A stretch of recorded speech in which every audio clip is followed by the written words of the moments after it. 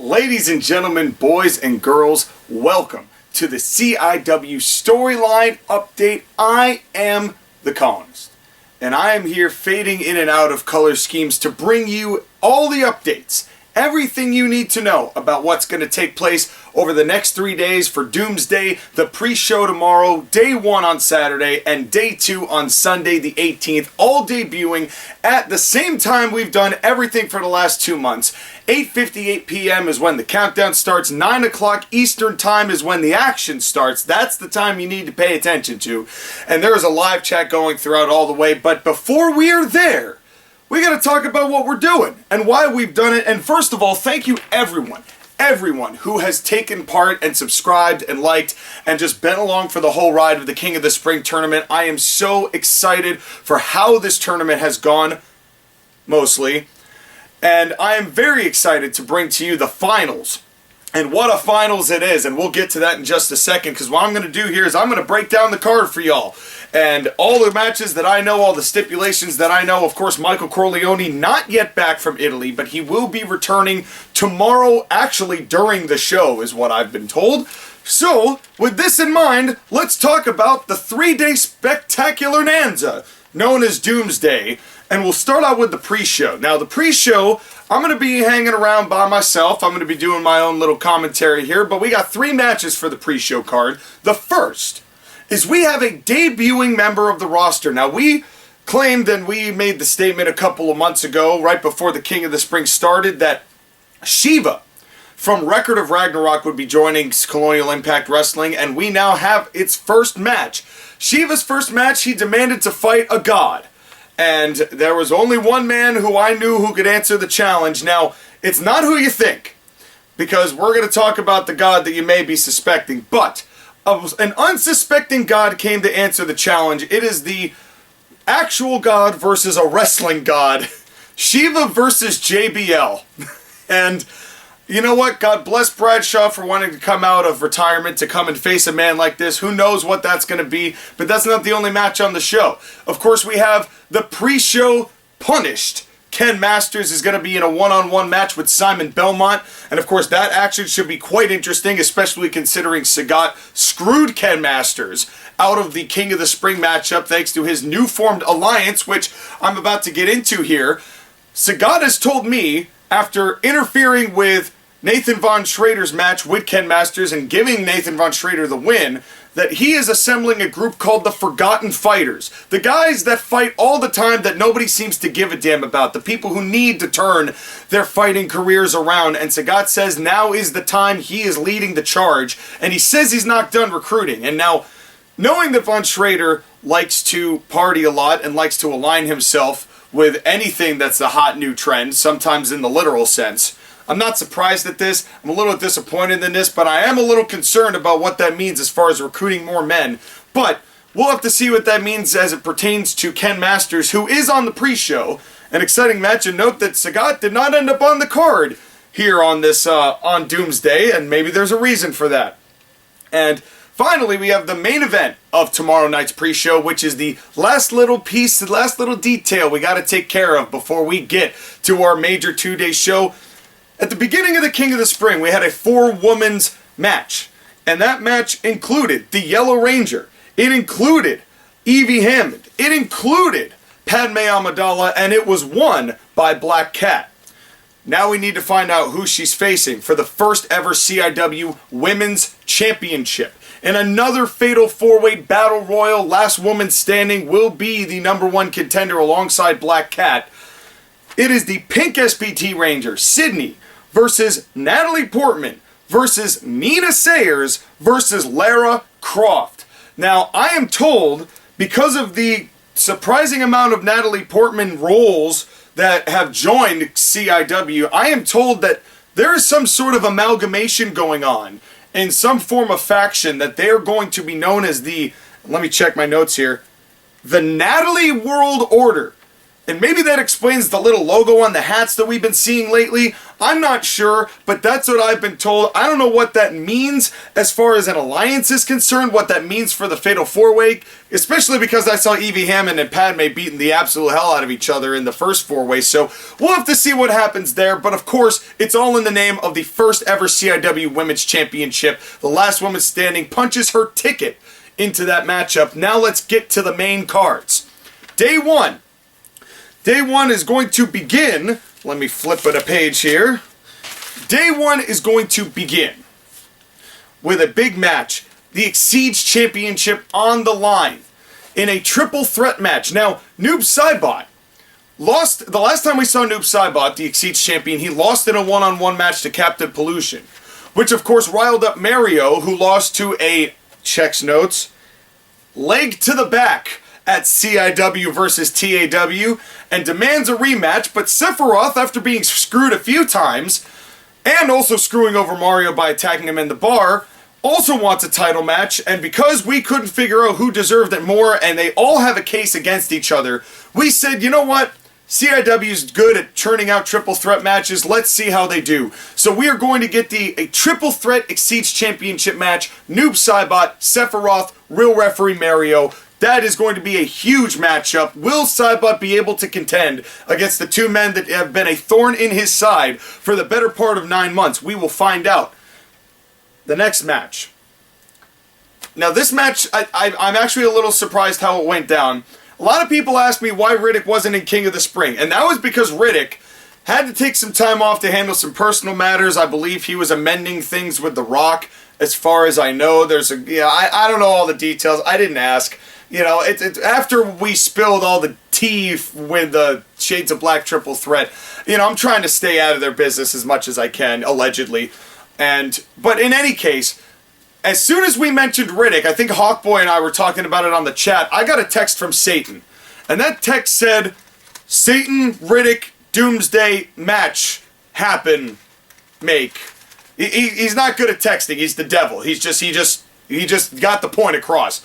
But it was enough to know what he wanted, because the only man who has basically had Satan's number from the start has been Riddick, and Satan cannot handle that. The only time we've seen Satan, the last time we saw him at least, was at Revelation, which was in December. We have not seen him since he lost his faction, and he is pretty bitter about the fact that Riddick gave him the 1-2-3. Will he be able to seek redemption here on Doomsday Day 1? Satan versus Riddick. Huge matchup, including Championship Gold, Tag Championship Gold, the healthy respect match between two men who understand what honor and integrity are about, Batman and Aquaman, the Justice Leaguers, the men who won the belts from Incredizone and defended those belts against Incredizone, and now have a healthy challenge after Piccolo beat Batman in the Saturday Night Hype series prior to the King of the Spring. We're going to see that Tag Team Championship match, a huge match. Greasy Green Gigolos, Piccolo and Reptile, looking to obtain the gold from the Justice Leaguers. Don't be surprised if that steals the show, but if it does, I'd be genuinely surprised, because we have a best of 3 falls match. The finals of the King of the Spring. The main event of Day 1. As much as I don't like the way he got there, and how much he screwed over CIW in controversial fashion, including that stupid Joker Punch of Doom, hit little knockoff cute little game that he played with the Penguin and the Flash to form this little DC coalition that they've got going on here. We now know that those three are in cahoots, and I hope to God we don't see them take advantage of that situation here in this best of 3 falls in the King of the Spring. But the Joker has made it, after beating a cavalcade of people, whether fairly or otherwise, whether luckily or otherwise, beat many men to get to this point. He beat Pepsi Man in the semifinals, and I mean beat Pepsi Man. He beat the Prince of Persia. He screwed us over with the Penguin, and he beat Mr. Incredible. But on the other side of that fence is the man who conquered the odds in the 13-seed Symbiote Spider-Man, Bully Maguire, Tope Maguire, the master of the Bellini himself. The man, Symbiote Spider-Man, who beat Bruce Lee in the first round. And we'll get to Bruce Lee in a minute. Bruce Lee, two-time CIW champion Bruce Lee, Symbiote Spider-Man beat in the first round. Then he beat Dr. Dirty. Then he beat a very, very drunk Nathan Von Schrader. Then he beat Magus in a fantastic Iron Man to make it to this point. Can Symbiote Spider-Man climb the mountain? And of course, whoever wins those two falls gets a huge opportunity. Title match for the CIW Heavyweight Championship anytime of their choosing, Money in the Bank style, but we're applying it to this 32-man tournament. The stakes have never been higher. These two men who met on the first day of Revelation, the man who debuted against the Joker when CIW stupidly thought it was a good idea, and you said it was dumb at the time, and I don't blame you for saying it was dumb at the time, but when we took the Joker, and Symbiote Spider-Man said, yes, I will fight this new man who is converted and fighting for CIW now and not TAW, little did we know what that would lead to. But now these two face each other once again. Spider-Man looking to not get the absolute brains beaten out of him the way he did in that Revelation match. It is going to be monstrous, folks. A huge day one all throughout Saturday. 9 o'clock Eastern time is when you can catch that 4-match glorious, glorious event. But that's not all we got, because then there's day 2. And day 2 has got an equal amount of good things to go on. As we mentioned, the Women's Championship match, our first ever CIW Women's Championship match. It is Black Cat versus whoever the winner of that matchup is going to be in that 4-woman rumble, pardon me, on the pre-show. We then have 2 very, very personal matchups. Now, it's very rare to say and to make the case that a man like Satan deserves to be on day 1 and not day 2. But when you've got 2 monstrous matchups like this, it had to be done. The first, Johnny Cage and Bruce Lee. Now, what's happened with Bruce Lee, as far as the bitterness goes, the losing streak after losing the belt, it all really started with that 10-minute draw with Johnny Cage. That's really when it all began. If you're looking at it realistically, that's when it started. And what happened there now is basically where we're at in this stage where, sorry, I got 2 pairs of glasses here, where Johnny Cage tied Bruce Lee. Bruce Lee loses the world title, goes on a losing streak, loses to Jack Black in an Elimination Chamber qualifier. Meanwhile, Johnny Cage faces Wario in a world's title match. Bruce Lee screws Johnny Cage out of that world title. They face each other at Revelation and Bruce Lee wins. Well, Symbiote Spider-Man, as we mentioned, beat Bruce Lee in the first round. Johnny Cage happened to make it to the second round after beating Ermac and is facing, surprise, surprise, Wario again. And Johnny Cage got assaulted by Bruce Lee beforehand, before Wario came out and gave Johnny Cage a monstrous beating. And this was not that long ago, folks. We're only talking about a week ago that these actions took place. This is pretty recent action, and I'm told that Johnny Cage will be ready in time for Doomsday to face Bruce Lee one-on-one, but it's a little bit bigger than that. Because I've been told by both men, in no certain terms, that the town ain't big enough for the 2 of them. And that one of them has to go, and they cannot coexist in CIW anymore. And the fact that it has come to this, after Bruce Lee was a stalwart of CIW and Johnny Cage made it almost to the top. And now, we're going to have no choice but to make this a match that we have not done since 2014. It is a loser leaves CIW submission match. Last one of these we had, Bruce Lee versus Magus, when we did a point system, and Bruce Lee was sucking ass, and so was Magus, and Bruce Lee won it. And now we are going to have to see these two. One man stays, one man goes. The stakes could not be higher. Jobs are on the line. I wish it didn't have to come to this, but it's not up to me the way these things go down. And so we will figure out which one of them will be CIW bound and which one will be unemployment line bound come the end of Doomsday. But that's not the only feud we've got, because we've got a feud that is almost non-ending, but has started last year when Wario had the CIW Heavyweight Championship and the TAWTF title, beat Pepsi Man for it. Pepsi Man tried 2 more times to regain that belt against Wario. Lost both times, one of which was at CIW versus TAW. You all were there. You all saw it. If not, very easy to find. All you got to do is like, share, and subscribe on this channel, Colonial Impact Wrestling. In any case, Wario had the upper edge on Pepsi Man until their paths crossed in King of the Spring. In a quarterfinal matchup where Wario and Pepsi Man had a hell of a hardcore match. They beat the tar out of each other. But on that night, Pepsi Man was the better man. And finally beat Wario, making the record 1-3, but he finally beat Wario. Wario didn't take too kindly to this, especially because he lost to Kratos while this feud with Pepsi Man was going on. He attributed losing his belt to that.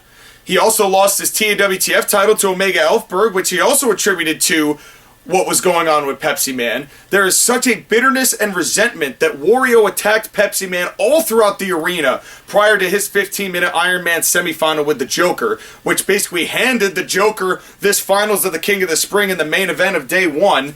And now, these two men are at each other's peak. And they are saying, this is it. It's over. We're finding out who the better man is, and we're doing it in the only way that we know how to settle feuds here in CIW. Hell in the Cell. Wario versus Pepsi Man. 2 big boys slapping meat onto epidermis, onto steel. It is going to be brutal, ladies and gentlemen, and that is not all. Because we have our main event. After Captain Pollution beat the Exceeds champion and Kratos said, fine, you want a title match, seeing how you consider yourself the greatest champion? I've dealt with your like before. In fact, I've dealt with you specifically before. And I'm not afraid of you, Pollution, and I know about your dirty tactics, and I know you've got Dr. Dirty in your corner as one half of Grime Time, but I know that as the man, the god of gods, the god of war that Kratos is, the man who destroys gods, he believes that he can handle Captain Pollution. He is granted the title shot, and Pollution, having earned it after beating the Exceeds champion in a non-title match, will face Kratos for the CIW Heavyweight Championship, the main event of day 2. Folks, that is not as cut and dry as you might think. Dr. Dirty's going to be in the corner. Captain Pollution is an incredibly shrewd individual. This could be the end of Kratos' title reign if he is not careful. It is all coming to you this weekend. 3 matches on Friday, 4 matches on Saturday, 4 matches on Sunday. Doomsday cometh here this weekend, 16th, 17th, and 18th. I am your Colonial Champion, Sean McCarty, the Colonist. I hope you enjoy every single piece of action that we've got lined up for you here in the next couple of days. And I know that after the end of it, you are going to be more than satisfied, and we will find out what the future of CIW holds before we go on summer break. But until then, we will see you tomorrow for the Doomsday pre-show.